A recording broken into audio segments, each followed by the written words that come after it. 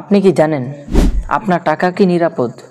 আপনার সেভিংস যেই ব্যাংকে জমা আছে সেই ব্যাংকটি হয়তো আর একা থাকবে না, শীঘ্রই আরেক ব্যাংকের সঙ্গে একীভূত হয়ে যেতে পারে। আর কিছু ব্যাংক এমন পরিস্থিতিতে রয়েছে যেখানে গ্রাহকদের টাকা ফেরত দিতেও হিমশিম খাচ্ছে। কেন এমন হচ্ছে? ব্যাংকগুলো এক হচ্ছে কেন? তারল্য সংকট কি? আর এর প্রভাবই বা আমাদের জীবনে কিভাবে পড়বে? আজকের ভিডিওতে এই সব প্রশ্নের উত্তর পাবেন একদম সহজভাবে, তাই ভিডিওটি একেবারে শেষ পর্যন্ত দেখুন, কারণ এটাই হতে পারে আপনার টাকার ভবিষ্যতের গল্প। ধরুন দুইটা দুর্বল ব্যাংক, যারা একা একা টিকে থাকতে পারছে না, তারা সিদ্ধান্ত নিচ্ছে একসঙ্গে কাজ করবে। এটাকেই বলে ব্যাংক একত্রীকরণ। বাংলাদেশে কয়েকটি ব্যাংকের আর্থিক অবস্থা এতটাই খারাপ যে তাদের কার্যক্রম চালিয়ে নেওয়া কঠিন হয়ে পড়ছে। তাদের বাজেট ঘাটতি, অনিয়মিত ঋণ আদায় আর লস কমানোর জন্য এখন বিকল্প নেই। তাই সরকার এবং বাংলাদেশ ব্যাংক এগিয়ে এসেছে একত্রীকরণের উদ্যোগ নিয়ে। কেন এই একত্রীকরণ দরকার? ব্যাংকের সিস্টেমিক ঝুঁকি কমাতে, এবং ব্যাংকের পরিচালনার খরচ কমাতে, এবং ব্যাংকের আর্থিক স্থিতিশীলতা বজায় রাখতে, এবং গ্রাহকদের আস্থা ফেরাতে। এখন প্রশ্ন হলো, এতে কি সত্যিই লাভ হচ্ছে? হ্যাঁ, যদি সঠিকভাবে হয় তাহলে লাভ হবে। তবে যদি দুর্বল ব্যাংক আরেক দুর্বল ব্যাংকের সঙ্গে মিশে যায়, তাহলে সেটা একটা ডুবে যাওয়া নৌকায় আরও বোঝা চাপানোর মতো হতে পারে। চলুন এবার তারল্য সংকট খুব সহজভাবে বুঝি। তারল্য মানে ব্যাংকের হাতে যে নগদ অর্থ বা ক্যাশ আছে তা দিয়ে গ্রাহকদের চাহিদা অনুযায়ী টাকা ফেরত দিতে পারা, এবং ঋণ দেওয়া, ইনভেস্টমেন্ট করা ইত্যাদি। কেন তারল্য সংকট হয়?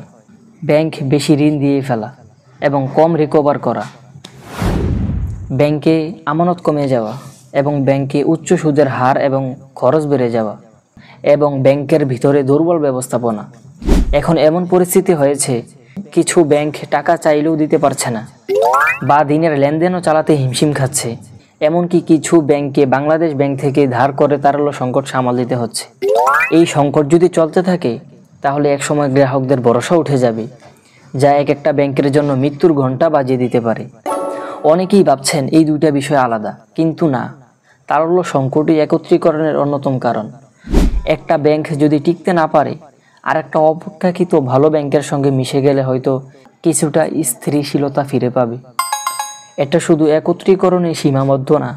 যদি ব্যাংকিং ব্যবস্থায় স্বচ্ছতা, জবাবদিহিতা এবং দক্ষ ব্যবস্থাপনা না আসে, তাহলে সমস্যাগুলো শুধু এক জায়গা থেকে অন্য জায়গায় ছড়িয়ে পড়বে না, বরং সাধারণ মানুষের উপরও ইফেক্ট ফেলবে। আপনি আমি যারা সাধারণ মানুষ, আমাদের জন্য এই সংকটের মানে কি? ব্যাংকে টাকা রাখার আগে খোঁজ নিন সেই ব্যাংকের ফিনান্সিয়াল হেলথ কেমন।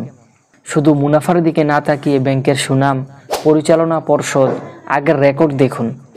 একাধিক ব্যাংকে টাকা রাখা এখন বেশি নিরাপদ হতে পারে।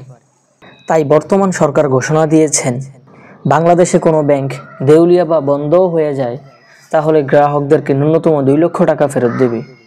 তাহলে বুদ্ধিমানের কাজ হলো একটি ব্যাংকে অ্যাকাউন্ট না করে বিভিন্ন ব্যাংকে অ্যাকাউন্ট করে রাখা। আজকে আমরা দেখলাম ব্যাংক একত্রীকরণ কেন হচ্ছে, তারল্য সংকট কতটা ভয়ঙ্কর হতে পারে, আর সাধারণ মানুষের করণীয় কি। ব্যাংকিং খাতের খবর নিয়মিত ফলো করুন, কারণ এটা আপনার অর্থনৈতিক নিরাপত্তার সঙ্গে জড়িত।